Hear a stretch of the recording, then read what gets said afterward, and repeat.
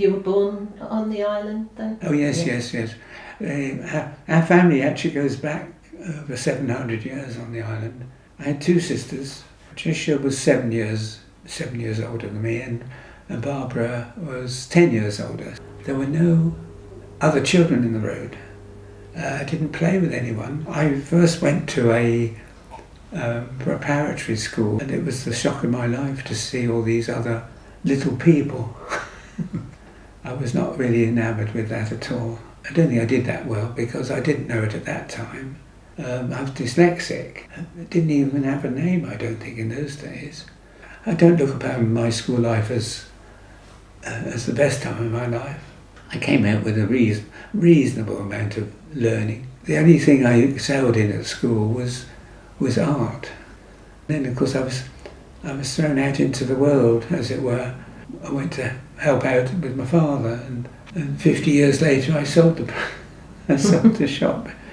So I never went anywhere else. Can you remember what year your father took the shop on? Yes, he opened in 1947. So it was basically a men's outfitters. So we weren't tailors. It gave me a lot of pride. I never lived a normal life because I had friends who'd say, "Oh, we're going away for the weekend. Do you want to come?" And I said, "Well, I have to work Saturdays." What was your relationship like with your parents? Living with your father, working with my father, not a lot of separate time. But my father always took the mickey out of gay portrayal of people. Obviously, I knew by then that it was different, and that I was different, and that I didn't have any contact with any gay people. Well, it would be earth-shattering for my parents, and also, it would have lost business, etc. I was celibate for years and years and years. I accepted it as my lot, as a lot of us do. So I put my heart and soul into the business. We sold up in 2007. There was no money in the menswear trade because you had people like Macular and all the other firms cutting prices. Did you have a social life?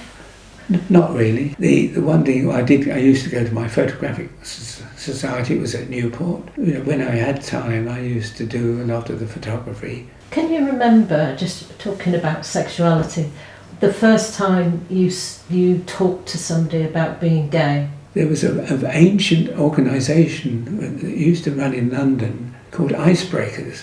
And this was for gay people to meet up. I don't know how I got to go to one of these meetings. There was a couple, they became good friends. I used to go and stay there from time to time. I went to one of their parties, which were a little bit wild. It was difficult that there was nothing like it on the island, you see, nowhere you could meet people other than public toilets, because cottaging was the only reason. So many of my friends were caught in. When did you actually come out? Well, in 2018, a BBC documentary was created called. It was one of the Inside Out series. I wasn't going to do this interview because I was asked to do an interview about gay people on the Isle of Wight. I could only do it because my parents had passed on, because I wouldn't have known what the reaction, because you fear rejection. I was afterwards proud that I had taken part. I'm now 83, so it's taken me all my life to come to this point in time where I wish I could start again. When I was awarded the Freedom of the Borough, I was quite amazed when at the presentation, because these are given for people's professional life, etc., and to their place in the community. When the mayor read out that I had been considered a leading light in the acceptance of LGBT people on the island, and that really put a lump in my throat, actually. So that means a great deal to me. When did you first start writing poetry? When I came out of the business, Sister Barbara, the eldest, lived in near Southampton, and Patricia lived in Seaview. She went down with terrible sciatica, and she was bedridden, and I dropped everything and went out to Seaview and took over, as it were. When I went to help out at my sister's, they had a computer. So I was typing away, and I found, oh, this is quite good. And so that's where the actual start of it. I mean, the poems were a bit, the bulk of what I've written is about 2012. That was the transition from doing things as a sort of hobby out at my sister's into trying to create some meaningful words. And how does writing the poetry make you feel? Well, I'm writing the words to help other people. I think that's why I want to produce a book that will go on helping people when I've passed on. The subtitle is Lifelines for Living, words of empowerment to instill a sense of worth and well-being in every reader. Did you ever talk to your sisters about being gay? Oh dear, I did talk to them. Of course they knew already. The poem I wrote called Silent Love, which I think had been festering in me for all my life.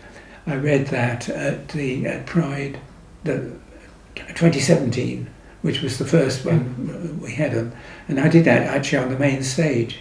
Did you want to talk about your letters? And I know you brought some letters. One of the poems I wrote, I felt the human race has been killing this planet for years. So I wrote a poem and sent it to Alok Sharma, who was president of COP26, which it was held in Glasgow, and it was called Saving Gaia. Gaia is a very old name for the earth. I sent one to Alok Sharma. I sent one to Greta. I sent one to Arnie Schwarzenegger. Anyway, I never heard from Greta. I never heard from Swan. And it took me 3 months to get a reply from the Cabinet Office in London. But within a week, this letter here is handwritten because it was handwritten by Sir David Attenborough, and he just thanked me for sending it to him. Then the following week I had a letter from Kensington Palace and Buckingham Palace. I had one from Prince Charles, as he was then, but he did say that he was saddened that my sight problems stopped me from taking photographs, but he was glad that I'd found another creative outlet in writing words. I was diagnosed with macular degeneration when I was 59, and I'm 83 now. You've got to accept it.